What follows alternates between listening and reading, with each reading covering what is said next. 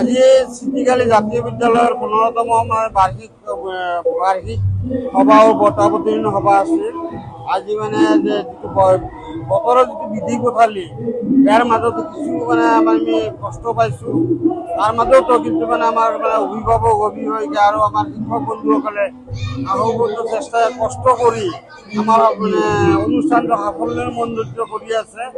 আমি আসলে 2006 চনত আমি বিদ্যালয়খন আৰম্ভ কৰিছিলোঁ। আহি আমি আজি দীৰ্ঘ 18টা বছৰ কাল আমি পাৰ কৰিলোঁ আৰু এই 18 বছৰত আমাৰ ইতিমধ্যে 8টা বেচ আমাৰ হাইস্কুল বেচ ওলাইছে। আমি শতকৰা আমাৰ পাৰ্চেণ্ট হিচাপে আমি মেট্ৰিকৰ কেণ্ডিডেট পাইছোঁ। লগতে আমাৰ প্ৰাক্তন ছাত্ৰ সকলত আমি উৎফুল্লিত। আমাৰ ইয়াৰ পৰা মানে ওলাই যোৱা প্ৰাক্তন ছাত্ৰ বন্ধুসকলে ইতিমধ্যে 5-6টা ল'ৰাই মানে কি নিট পাইছে, মেডিকেল পাইছে। আমাৰ ল'ৰাই GMC পৰ্যন্ত মানে মেডিকেলত চিট পাইছে।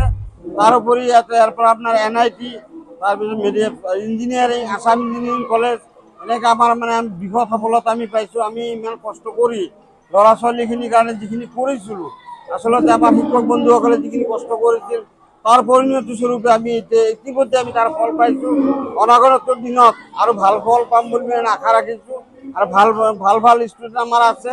আমি ভাবি আছোঁ ভৱিষ্যতত আমি এডমিনিষ্ট্ৰেটিভ মানে কিছুমান বিষয় আমাৰ পৰা ওলাব পাৰোঁ নেকি, তাৰ কাৰণে আমি চিন্তা চৰ্চা কৰিছোঁ আৰু ইয়াৰ ওপৰত কিছু কাৰ্যপন্থা আমি লৈছোঁ। আৰু ভৱিষ্যতত নিশ্চয় আমি APS বা IPS, ACS এনেকুৱা ধৰণৰ কিছুমান আমি বিষয় আমি সৃষ্টি কৰাৰ কাৰণে আমি চিটিকালি জাতীয় বিদ্যালয়ৰ পৰা আমি প্ৰচেষ্টা হাতত আছে আৰু লৈ থাকিম। ভাবিছোঁ আমাৰ যদি মানে যিখিনি আমি অভিভাৱক বা অভিভাৱিকাসকলে আমি বৃহত্তৰ মানে বৰছনি অঞ্চলত পিছপৰা অঞ্চল ইয়াতে শিক্ষাৰ প্ৰতি মানুহৰ ইমান ধাউতি নাই যদিও আমি কিন্তু মানে এটা মানে পৰিৱেশ কৰি এটা মানে হেৰি কৰি আমি এতিয়ালৈকে ছাকচেছ হৈছোঁ। ভাবিছোঁ অনাগত দিনত আমি আৰু ভাল মানে ফলাফল দেখাবলৈ সক্ষম হওঁ।